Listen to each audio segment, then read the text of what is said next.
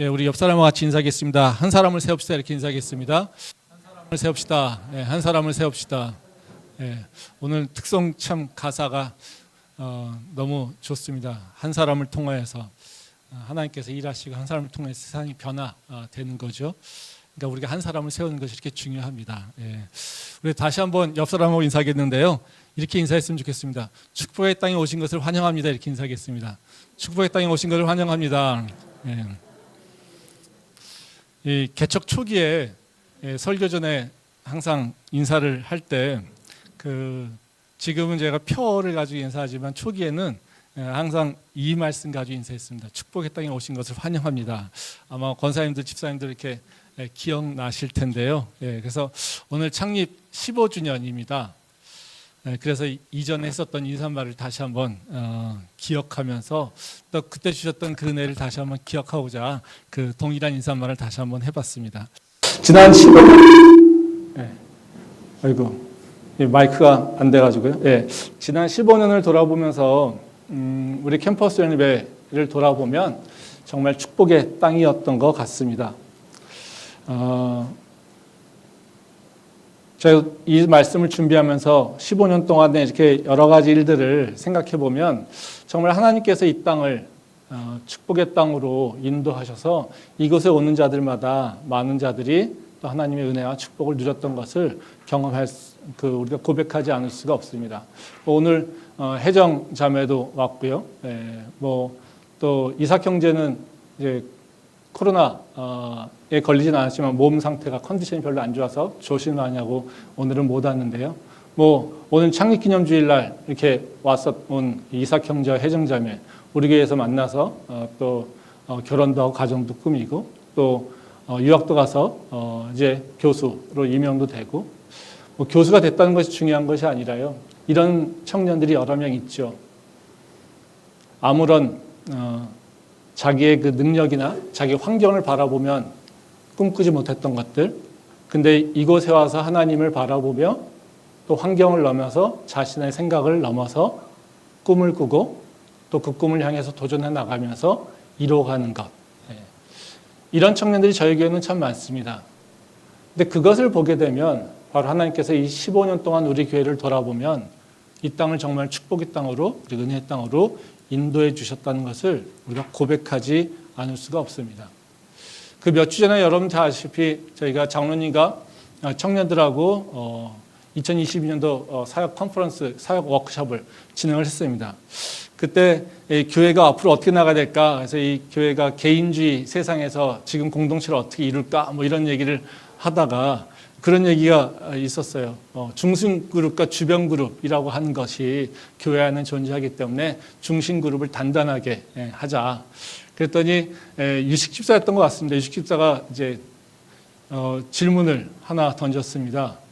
그러면 교회 개척 때 장로님 권사님들은 교회 어떻게 중심 그룹을 또 어떻게 교회에 헌신함으로써 그렇게 중심 그룹이 되었습니까? 왜 그렇게 했습니까? 라고 하는 질문.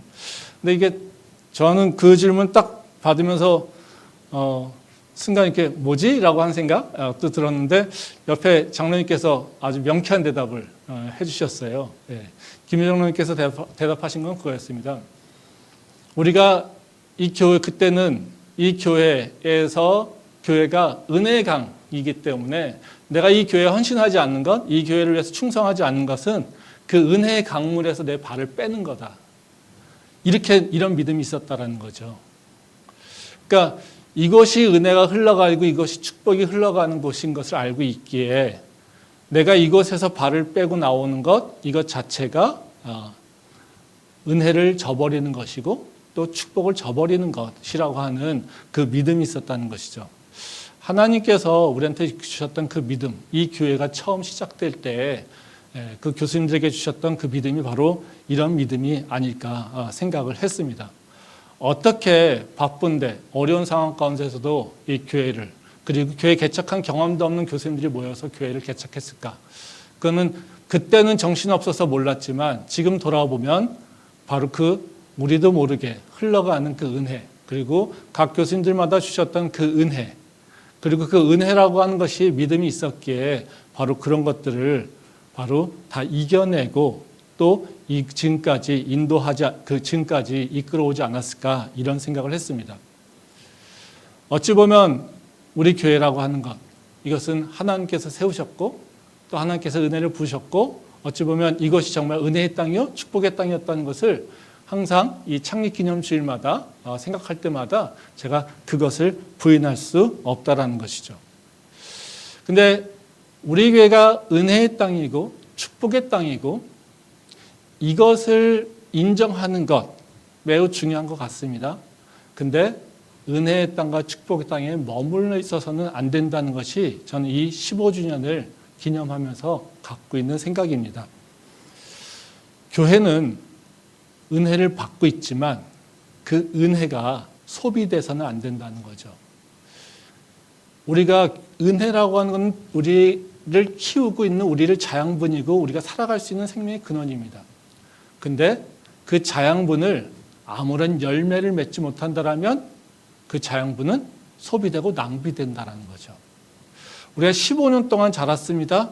그러면 우리가 그 은혜를 누리는 것뿐만 아니라 은혜를 누리지 못할까 봐 축복을 누리지 못할까 봐 걱정하는 것이 아니라 그 은혜에 대한 확신과 믿음이 있고 이제는 그것을 가지고 하나님께서 기뻐하시는 열매를 맺어 나가야 되는 것이 바로 우리가 해야 될 일이 아닐까 생각됩니다. 우리 교회 하나님께서 어떤 열매를 기대하실까 이런 것을 15주년을 생각하면서 다시 한번 생각해 봤습니다. 세상에 교회가 많은데 왜 교회를 세우셨을까? 지금은 교회가 넘쳐나는 시대인데 15년 전에 이곳에 교회를 세운 이유는 뭘까? 그 이유는 뭘까? 그런 생각을 곰곰이 다시 한번 돌아봤습니다. 근데 답은 우리의 사명과 우리의 비전에 있는 것 같습니다. 하나님께서 청년에 그리고 대학에 그리고 청년들 위해서 교회를 세운 것은 바로 지금의 모습이 중요한 것이 아니라 바로 그 청년들을 위해서 다음 세대를 위해서 준비하고 있다는 거죠. 그러니까 우리를 통해서 우리가 여기서 기뻐하고 즐거워하자라고 하는 것을 마무리되는 것이 아니라 바로 다음 세대에 너희가 세워야 될 일꾼들 그리고 다음 세대를 위해서 영혼들을 세워야 될 것들 바로 이것들을 기대하시고 우리 교회를 세우시지 않았을까라는 생각이 듭니다. 물론 그렇다고 지역교회가 다음 세대를 못 세운다 이런 얘기는 아닙니다. 우리가 청년하고 가까이 있잖아요. 그리고 청년과 같이 호흡하고 있잖아요. 그리고 청년들의 삶을 그래도 가까이 볼 수 있잖아요. 그러니까 그들과 호흡할 수 있는 곳이 대학이고 그들과 호흡할 수 있는 곳이 바로 20대, 30대가 있는 바로 이 대학가에 있는 것이 바로 우리가 다른 교회보다 가질 수 있는 장점이라는 거죠. 그래서 하나님께서 우리한테 기대하시는 것은 다른 것이 아니라 바로 다음 세대를 위한 하나님의 일꾼을 그리고 하나님의 사람을 그리고 예수 그리스도의 제자를 세워가는 것이 바로 우리가 맺을 열매라고 저는 믿습니다. 우리 교회도 15년이 돼 보니까요. 이제는 금년도의 더 목표는 청년들이 더 중심이 되는 교회입니다. 여태까지 청년들이 중심이 되는 교회를 지향해 왔습니다. 그래서 우리 교회는 오래전부터 교회 최고 의사결정 기관인 운영위원회에 청년들이 들어오고 또 청년회 회장들이 당연직으로 들어오고 이런 제도적으로 그런 장치를 해놓은 것도 있습니다. 근데 실상은 사실은 우리가 그렇게 제도적으로 만들어간다고 하지만 그것이 완전하게 이루어진 것은 아닙니다. 왜냐하면 그거는 청년이 누군가가 교회의 중심 또는 누군가가 교회의 핵심인 그룹이 되느냐라고 하는 것은 제도적인 부분도 있지만 사실 구성원들의 마음과 동의가 있어야지 된다는 거죠. 저희 교회는 비교적 청년들의 문화를 자꾸 품으려고 하지만 아직까지 이 목사인 제가 보기에는 청년들이 중심에 와 있는 것 같지는 않습니다. 청년들의 아직까지는 그 주변부로서의 역할을 하려고 하는 마음이 있는 것 같아요. 그들이 문제가 있다고 생각하지는 않습니다. 근데 어떤 전환기적 사건이나 또는 전환점을 우리가 만들 필요가 있지 않을까 생각됩니다. 그래서 저는 이 15주년, 이 금년을 교회의 어떤 목표 또는 교회가 가야 될 방향성은 과거의 연속 이런 것이 아니라 바로 새롭게 중심부를 구성하는 것이 우리 교회가 해야 될 일이 아닐까라고 하는 생각을 갖고 있습니다. 청년부가 또 청년들이 교회의 중심 역할, 그리고 기둥 역할. 처음부터 완전하게 다 되진 않겠지만 바로 그 발을 들여서 바로 이 교회의 핵심적인 인물들로 또 교회의 기둥 역할을 할 수 있는 청년들이 일어나는 것, 이것을 준비하고 그리고 그 발판을 놓는 것이 바로 2022년도가 우리 교회가 해야 되지 않을까 생각이 됩니다. 근데 뭐 그런 생각을 계속하고 있는데 마침 15주년이더라고요. 예. 그래서 이 15주년이라고 하는 기점을 통해서 하나님께서 우리 교회가 바로 청년들을 예수 그리스도의 제자로서 삼는 것, 이것이 바로 우리가 해야 될 일이 아닐까라고 하는 생각을 더 강하게 주시는 걸로 생각이 됩니다. 교회가 제자를 세우는 것, 이건 참 모든 교회에서 다 얘기하고 있는 겁니다. 그렇지 않습니까? 다 제자 양상, 제자 육성, 뭐 제자 훈련 뭐 이런 거 얘기합니다. 근데 우리 교회도 제자 훈련 이런 얘기를 뭐 꺼내기도 했었습니다. 근데 이게 쉽지 않더라고요. 제자를 세운다라고 하는 게. 모든 교회가 제자 훈련, 또 제자를 세우자, 그리고 또 제자를 육성하기 위해서 뭔가 프로그램들이 많이 있습니다. 우리 교회도 그런 걸 해왔습니다. 근데 그런 프로그램이 있다고 제자가 세워지지는 않더라고요. 왜 그럴까? 이런 생각을 했습니다. 한 가지 대답은 아닐 거예요. 여러 가지 대답이었을 것 같아요. 근데 교회에서 제자라고 하는 말을 너무 추상적으로 쓰고 있는 거 아닐까라고 하는 생각을 해봤습니다. 한번 생각해 보십시오. 우리가 제자라고 하는 얘기를 하면 어떤 사람일까요? 머릿속에 그림이 들어오나요? 우리가 갖고 있는 제자라고 하는 것은요, 그냥 그런 생각인 것 같아요. 예수를 잘 믿는 애. 그냥 교회 열심히 다니는 애. 제자의 육성이라고 하는 것 자체가 다 교회에 헌신할 수 있는 애, 교회 열심히 예배 드릴 수 있는 애. 뭐 이런 거를 제자로 생각하는 것 같습니다. 뭐 그것도 틀린 건 아닐 겁니다. 제자라고 하는 것을 어떻게 정의하느냐에 따라서 다양하게 정의할 수 있고 또 그 특성들을 여러 가지로 볼 수 있을 테니까 뭐 교회 열심히 다니고 예배 열심히 다니고 교회 열심히 봉사하는 친구들, 이런 친구들을 바로 제자라고 얘기할 수도 있습니다. 그렇지만 우리가 그것은 너무나 추상적이고 너무나 이렇게 그림에 그려지지 않는다라는 거죠. 그래서 성경을 한번 찾아봤어요. 예수 그리스도의 제자, 어떤 사람들일까? 네. 예수 그리스도의 제자 하면 어때요? 우리는 누가 생각납니까? 베드로, 그렇죠? 야고보, 요한 같은 사람 생각나지 않습니까? 사도 바울 이런 사람 생각나지 않습니까? 네. 그들 생각하면 어때요? 제자. 엄청 높아 보이잖아요. 네? 그렇죠? 그래서 사실 이들은 우리가 생각하는 제자 할 때 베드로, 요한, 야고보 이런 사람들은요, 사실은 제자의 특성보다는 우리는 뭐라고 합니까? 사도라고 얘기합니다.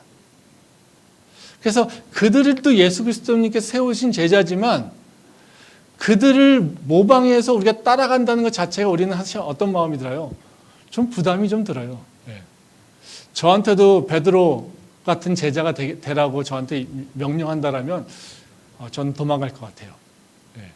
이 목사가 이 앞에서 이런 얘기하면 안 되지만, 예? 예. 되게 부담스럽지 않아요? 뭐 이렇게 였다가 띠띠우고 네가 가고 싶은 곳 가지 않고 이제는 내가 가라는 곳 가야 돼. 뭐 이런 얘기하면서 그러면 우리가 교회에 누가 제자가 되겠어요? 그렇지 않습니까? 예. 네. 그래서 이 제자라고 하는 것은 어떤 한 유형이라기보다 계속해서 세워가는 존재들이에요. 그래서 조금 더 가볍게 생각을 해봤어요. 그러면 예수님께서 베드로와 요한, 뭐 이런 야고보와 이런 사람들 제자로 세웠어요. 근데 이들은 또 어떻게 해요? 또 제자를 세웠어요. 네. 그래서 제가 생각하기에 이 베드로, 요한, 야고보 이런 사람들은 너무 이렇게 커 보여서요. 성경의 밑단 조금. 그럼 우리가 좀 접근할 수 있는 제자는 누가 있을까? 네. 그들은 어떤 모습이었을까? 네. 이런 것들을 한번 이렇게 생각을 해봤습니다. 그랬더니 조금 더 제자라고 하는 것이 뭘까라고 하는 것이 보여지는 것 같아요. 우리가 진짜가 제자가 되고 또는 제자를 키우겠다라고 하면 뭔가 그림이 있어야 되지 않겠습니까?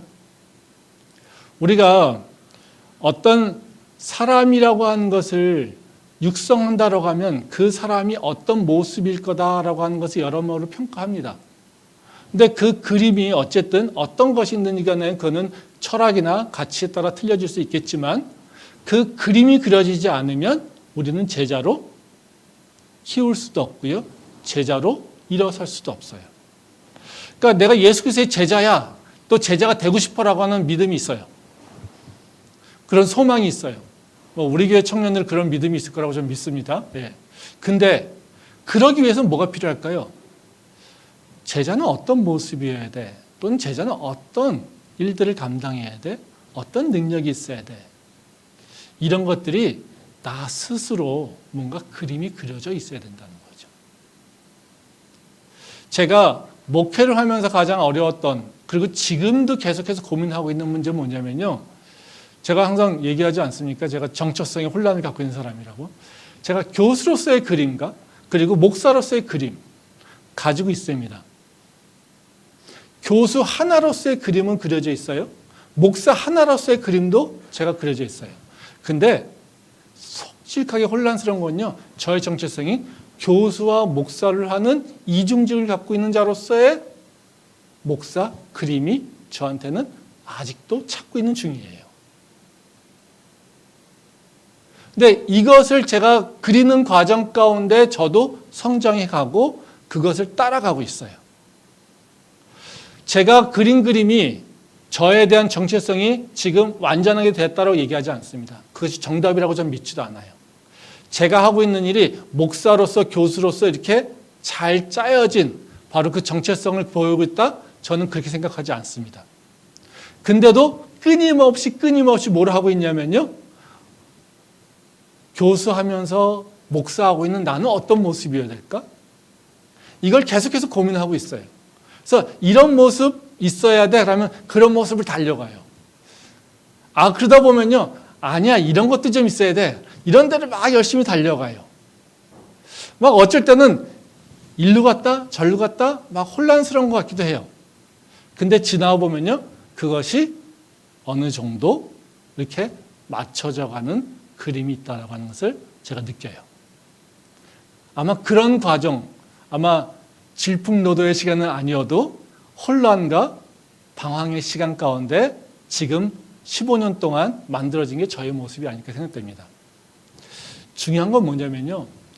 내가 진짜 제자가 되고 싶다라고 하면 내가 생각하는 제자의 모습이 그려져야 돼요.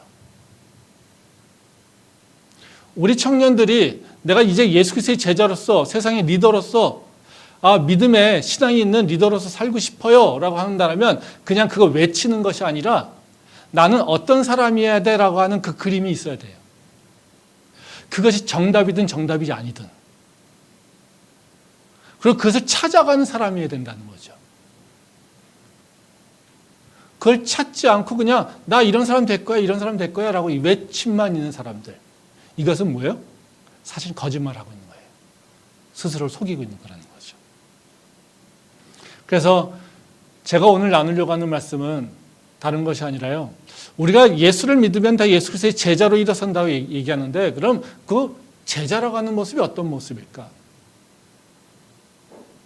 성경에 나와 있는 그 제자는 어떤 모습을 갖고 있었을까? 이걸 한번 생각해 보려고 해요.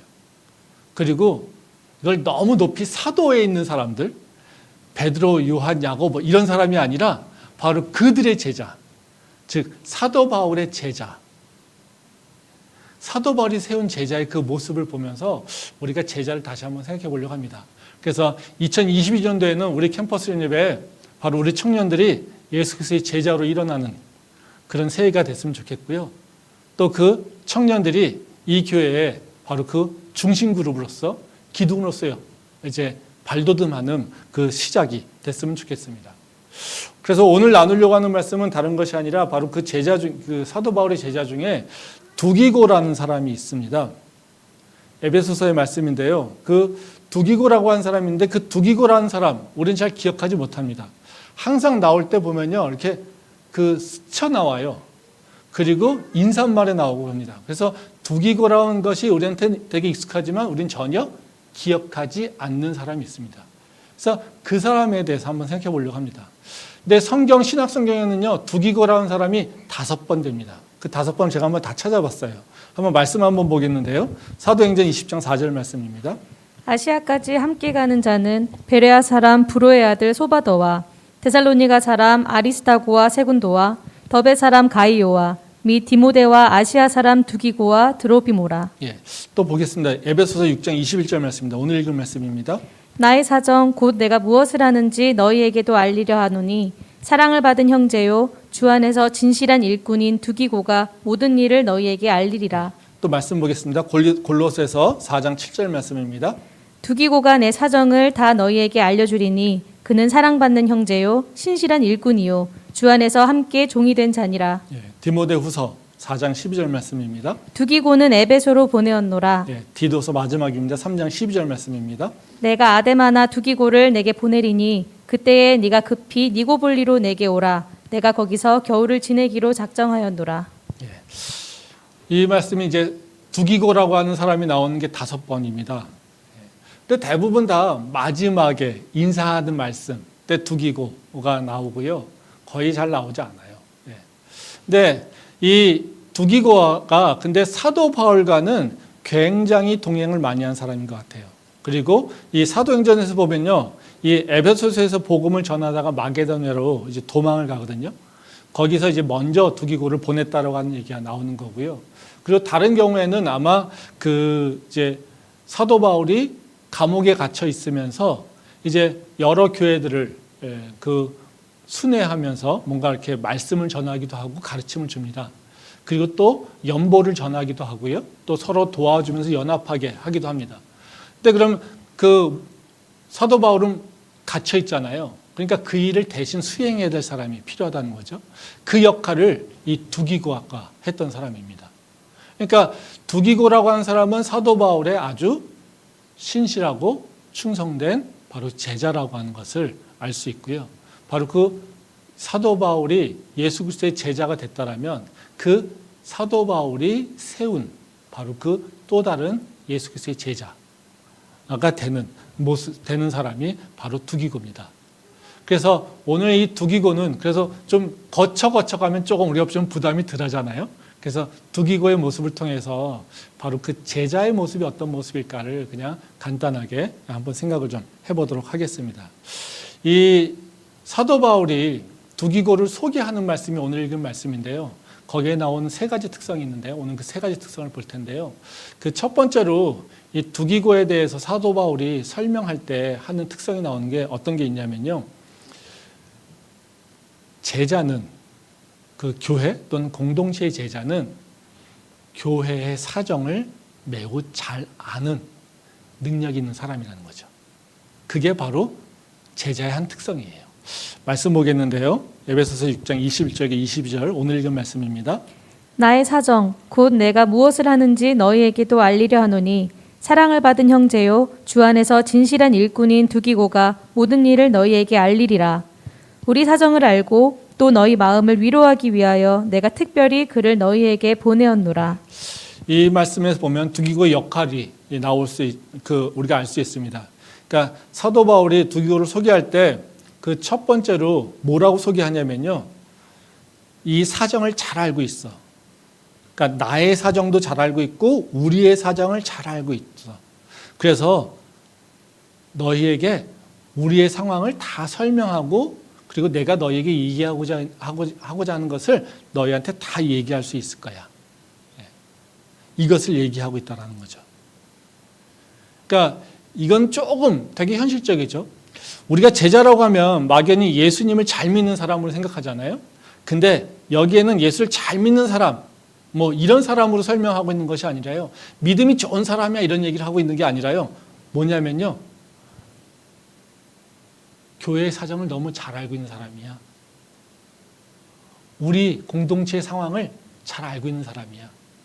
그래서 이 사람이 너희 공동체와 우리의 공동체를 연계할 수 있는 바로 그런 사람이야. 이것을 얘기하고 있다는 거예요. 제자는요, 그냥 믿음 좋은 사람, 할렐루야 아멘 잘하는 사람이 아닙니다. 제자는요, 공동체에서 역할을 담당하는 사람이에요. 제자는요, 하나님께서 주신 사명을 감당하는 사람이 제자예요. 그냥 믿음 좋아서 있는 사람이 아니라 교회 공동체가 어떤 문제가 있고 그 문제를 이해하고 있고 그 문제를 해결하기 위해서 내가 뭔가 일을 할 수 있는 사람, 이 사람이 제자예요.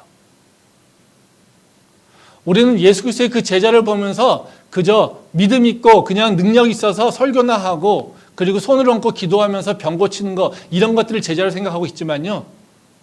지금 성경에서 나오고 있는 바로 그 제자의 모습은 뭐냐면요. 공동체적 관점에서 공동체를 위해서 공동체에서 역할을 담당할 수 있는 사람.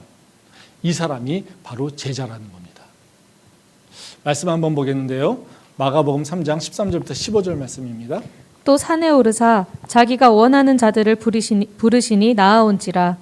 이에 12를 세우셨으니 이는 자기와 함께 있게 하시고 또 보내사 전도도 하며 귀신을 내쫓는 권능도 가지게 하려 하심이로라. 말씀 한 번만 더 보겠습니다. 사도행전 1장 21절과 22절 말씀입니다. 이러함으로 요한의 세례로부터 우리 가운데서 올려져 가신 날까지 주 예수께서 우리 가운데 출입하실 때에 항상 우리와 함께 다니던 사람 중에 하나를 세워 우리와 더불어 예수께서 부활하심을 증언할 사람이 되게 하여야 하리라 하거늘. 이 마가복음의 말씀은 예수님이 제자를 부르는 장면이고요. 이 사도행전 말씀은요, 제자들이 예수님을 배반한 유다를 대신해서 마띠아를 세우는 장면입니다. 그러니까 여기서 우리가 주목해야 되는 것은 뭐냐면요, 사도행전의 말씀이 어떤 상황이냐면요, 바로 예수님의 제자들이 진짜 제자로 일어서는 모습이에요. 그러니까 이전에는 바로 예수 그리스도의 제자들은 그냥 제자라기보다는 예수님을 따르는 추종자들이었어요. 근데 이 자들이 제자들의 역할을 하지 못해요. 근데 우리가 예수 그리스도의 제자들이라고 베드로를 제자라고 하는 이유는 언제 이유냐면요, 오순절 성령 강림 이후에 역할들을 보면서 진짜 제자로 됐다고 얘기를 합니다. 근데 그 전의 모습은 어땠어요? 매우 실망적인 사람들이에요. 예수님 따라다니면서 제자들이 뭐 했습니까? 높은 자리에 있으려고, 더 인정받으려고, 더 사랑받으려고, 그 예수님한테 더 인정받고 싶어서, 예? 그리고 세상 사람들한테 칭찬받으려고, 그리고 세상의 권력을 내가 얻으려고, 그리고 예수님을 따라다니는 존재들이에요. 근데 그들이 그래서 매번 예수님이 말씀하고 가르칠 때마다 제자들은 실패하고 예수님한테 꾸짖음 당하는 게 바로 제자들의 모습이었어요. 근데 그 모습이 이제 바뀌었어요. 언제 바뀝니까? 오순절 성령 강림 이후에 바뀐다라는 거죠. 근데 여기서 재밌는 건 뭐냐면요, 성령 강림이 일어난 이후에 제자들이 얘기하고 있는 게 바로 이 사도행전 1장에 나와 있는 얘기예요. 이들이, 야, 예수님이 그 십자가에 달려 죽으신 이후에 부활을 경험했는데도 이들은 계속해서 세상이 두려웠어요. 무서웠어요. 그래서 마가다락방에서 숨어서 지냈단 말이죠. 근데 이들이 생각이 바뀌었어요. 야, 우리 이러고 있으면 안 되잖아. 우리가 이러고 숨어 지내면 안 되잖아. 우리 선생님이 우리 모습을 보고 기뻐하겠니? 아니잖아. 그렇죠? 그래서 이들의 생각이 바뀝니다. 야, 여기서 더 이상 이 모습으로 숨어 지낼 수는 없지. 우리가 해야 될 일이 있어. 예수 그리스도의 그 죽음과 부활을 증언해야 돼. 그러니까 우리가 잃어버린 한 동료 유다의 자리를 채울 새로운 사람을 세우자, 이거예요. 마띠아를 세우자는 거였습니다. 그리고 그들이 마띠아를 세우고 예수 그리스도의 십자가와 부활을 증언하겠다고 나선다는 거죠. 이게 어떤 모습입니까? 아까 마가복음 3장에 나오는 모습이죠. 예수님이 제자를 부르셨어요. 그 제자를 부르신 이유가 뭡니까? 그들을 보내어 전도도 하고 귀신을 내쫓는 권능도 가지게 한다는 거예요. 예수님이 그 제자를 부르신 이유는 뭡니까? 그들에게 권능도 주셔서 바로 병든 자를 고치는 역할도 하고 또 그들에게 말씀을 가르쳐서 전도도 하게 하는 그 역할을 맡기려고 예수님이 부르셨어요. 근데 그 제자들은요, 전혀 그런 것이 아니었죠. 근데 십자가와 부활을 경험하면서 마띠아를 세우면서 어떻게 해요? 생각이 바뀌었고요. 그리고 사도행전 2장에 뭐가 나옵니까? 오순절 성령 강림의 역사가 나옵니다. 그리고 그들은 완전히 새로운 모습으로 바뀌어버려서 지금 예수님께서 부르신 것, 바로 마가복음 3장에서 제자를 부르셔서 전도도 하고 권능을 주어서 세상에서 바로 그 능력을 행할 수 있게 하시겠다라고 하는 그 계획들, 이것들이 이루어지는 것이 바로 사도행전 2장의 말씀이라는 거죠. 근데 거기서 중요한 건요, 바로 제자들의 부르신 이유는 그냥 예수님 잘 믿어요 라고 하는 존재로 있는 것이 아니라 예수님은 그 제자들을요, 분명하게 너희는 무엇을 할 존재들이야. 즉 전도하고 증언하고 그리고 권능을 행할 자들이야 라고 하는 그 역할을 가지고 부르셨다는 거예요. 그리고 또 제자들도요, 언제 그런 그 권능이 나옵니까? 우리가 더 이상 이러고 주저앉아 있으면 안 되지. 우리도 예수님의 십자가와 부활을 증언해야 돼라고 하는 생각의 전환과 그리고 그것을 위해서 일어나려고 동료를 세울 때 성령의 권능이 임했다는 거예요. 제자는 분명히 하나님께서 부르십니다. 근데 그 부르심에는요, 다 목적이 있고요. 그리고 감당해야 될 역할이 있습니다. 그러기에 그 역할이 무엇인지를 알고 그 목적을 이루려고 마음을 먹고 일어나는 사람, 이 사람이 제자가 될 수 있는 첫 번째 그 발돋움이라는 거죠. 그리고 그 이후에 뭐가 생깁니까? 성령의 강림이 일어나게 된다는 거예요. 성령의 역사하심이 일어나게 된다는 거죠. 우리는 지금은 능력이 없어요. 내가 할 수 있는 게 아무것도 없어요. 그렇잖아요? 그렇죠? 하나님께서 권능을 주셨으면 되는데요. 난 권능을 안 주세요. 그래서 내가 제자로 일어날 수 없어요. 그런 생각을 많이 하잖아요. 근데 그렇지 않습니다. 제자가 되려고 해보십시오. 제자가 되겠다라고 하나님 나의 역할은 무엇입니까? 내가 해야 될 일이 무엇입니까? 하나님께 사명을 물어보십시오. 그리고 그 일을 위해서 내가 감당하겠습니다라고 하는 믿음의 결단을 해보십시오. 그러면 하나님께서 권능을 주신다는 거죠. 저는 신학도 안 하고 말씀을 전했습니다. 맨 처음에는 목사가 뭔지 잘 몰랐습니다. 제가 믿음이 좋았냐? 저도 그렇게 믿음이 좋은 사람이 아니었습니다. 근데 어떻게 이것이 가능했을까요? 저는요, 처음에는요, 말씀을 잘 보니까, 말씀을 볼 수 있는 눈이 있으니까 지식이 좋아서 전혀 그렇지 않습니다. 하나님 해야 되는데요, 못해요. 그러니까 당신께서 주세요 그랬어요. 저는 아직도 마찬가지입니다. 설교 준비할 때마다 사실 힘듭니다. 하나님 이번 주 무슨 말씀을요?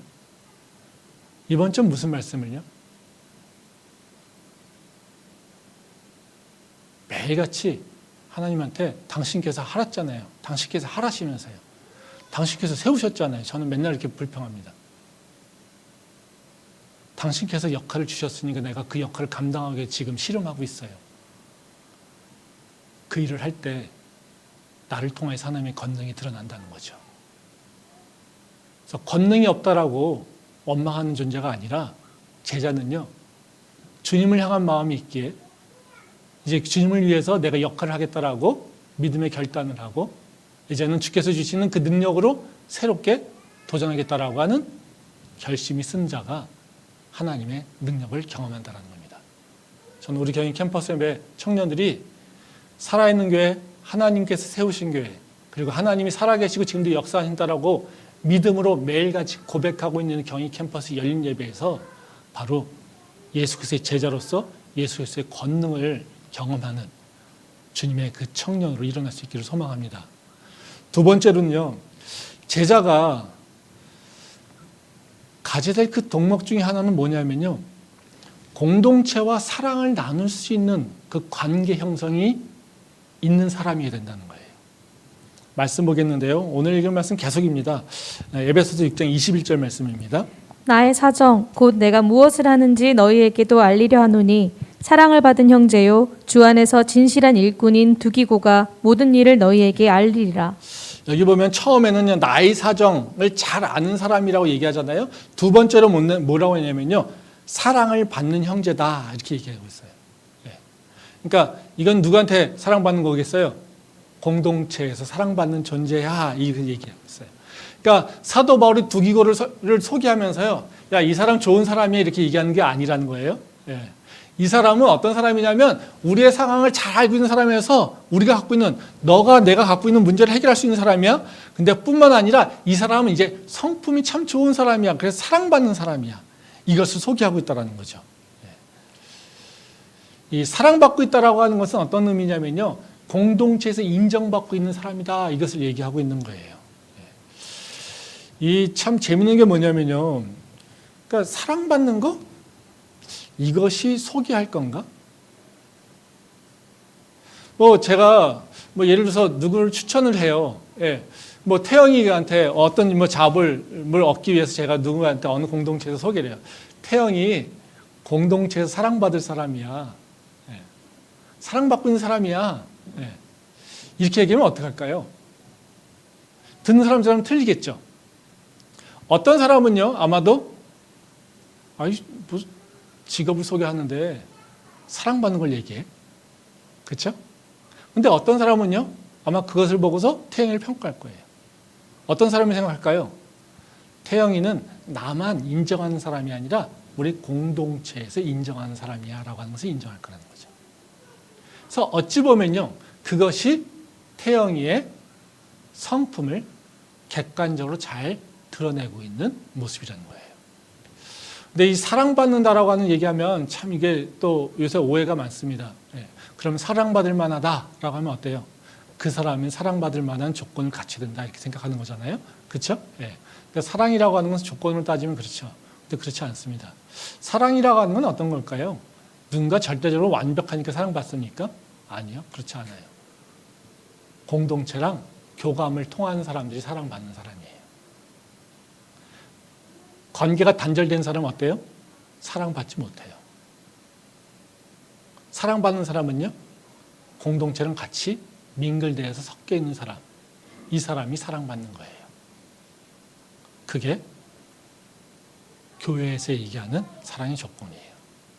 그러니까 사랑받고 있다라고 하는 건 어떤 거냐면 바로 공동체와 같이 사랑을 주고받고 나눌 수 있는 성품이 있는 사람이고 그런 그릇이 있는 사람이야 라는 거예요. 그래서 이거는 절대적인 기준을 얘기하고 있는 것이 아니고요, 관계성입니다. 한번 생각해 보세요. 내가 어떤 공동체에서 사랑받고 있지 못하다 또는 사랑받는 존재가 아니다라고 하는 그 관계가 깨져 있는 존재라고 한다면 세상에서 어떤 일을 할 수 있을까요? 그렇게 할 수 없잖아요. 우리가 요새 가정에서 사랑받아야 돼라고 하는 얘기를 많이 하잖아요. 근데 왜 가정에서 사랑받아야 됩니까? 여러 가지가 이유가 있을 수 있겠죠. 근데 사랑받지 못한다는 건 뭡니까? 가족들 간의 관계성에서 뭔가 문제가 있다는 거죠. 그 관계성을 가장 첫 번째 단계, 관계를 형성하는 가족들 사이에서 관계를 제대로 경험하지 못하면 세상에서 관계를 또 세워나가는 것에 어려움을 겪는 게 당연한 일이라는 거예요. 그럼 교회 공동체가 믿음에 있어서 가장 첫 번째로 맺어야 될 관계성이에요. 근데 그 관계성을 제대로 맺고 있지 못하다 그러면 다른 공동체, 다른 조직에서요, 똑같이 그런 새로운 관계를 맺어나가기 어렵다는 거예요. 그러니까 세상에서도 어때요? 누군가를 자기네 조직으로 채용하거나 할 때 항상 어떻습니까? 지난번 공동체는 어땠니? 지난번 회사에서는 어땠니? 이걸 물어보지요. 그렇죠? 뭘 물어보는 겁니까? 그 지난번에 너가 속해 있는 공동체하고 어떤 관계를 맺었니? 이것을 물어보고 있는 거예요. 그래서 우리가 사랑받는다라고 하는 것, 이것은 공동체랑 내가 건강한 관계를 형성하고 있는가라고 하는 것을 평가하는 거예요. 제자는요, 예수 그리스도의 믿음의 공동체인 교회와 건강한 관계를 형성하고 있어야 돼요. 그러면 그런 경우 있을 거예요. 나는 사랑받지 못하고 있어. 왜?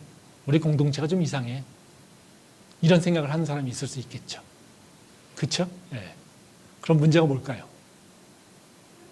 그거를 누구를 사랑받는다 안 받는다 이걸로 보니까 문제인 거죠.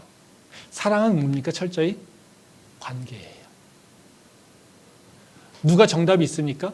한쪽은 다 맞고 한쪽은 다 틀린 게 있습니까? 그렇지 않아요. 그럼 성숙하게 사랑이라고 하는 것을 성숙하게 이해하는 사람은 어떤 존재일까요?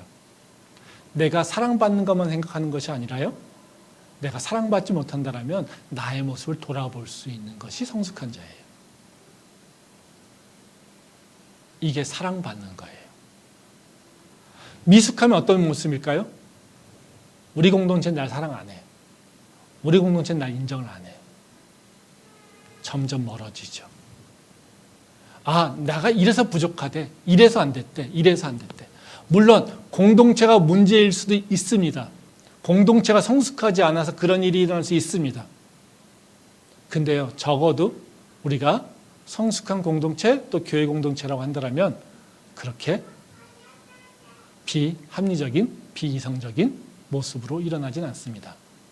관계라고 하는 것은 일방의 작용에 의해서만 결정되는 것이 아니라요, 쌍방의 작용에 의해서 결정되는 겁니다. 그러기에 바로 내가 사랑받지 못해라고 생각한다면 나의 모습 한번 돌아볼 수 있는 바로 그 성숙함이 있어야 되는 것이 바로 예수 그리스도의 제자로서 가져야 될 태도라고 저는 믿습니다. 그래서 사랑받지 못합니다라고 하고 원망하는 것보다는 우리가 사랑의 관계로 나가기 위해서 내 모습을 다시 한번 돌아보는 자가 바로 제자가 갖춰야 될 덕목이라고 생각하는 것이 맞지 않을까, 이런 생각을 합니다. 마지막으로 이제 제자가 갖춰야 될 그 모습, 그 그림은 어떤 거냐면요, 진실된 일꾼이라고 합니다. 그러니까 성실해야 된다는 것을 얘기하고 있습니다. 말씀 보겠는데요. 또 똑같은 말씀입니다. 에베소서 6장 21절 다시 한번 보도록 하겠습니다.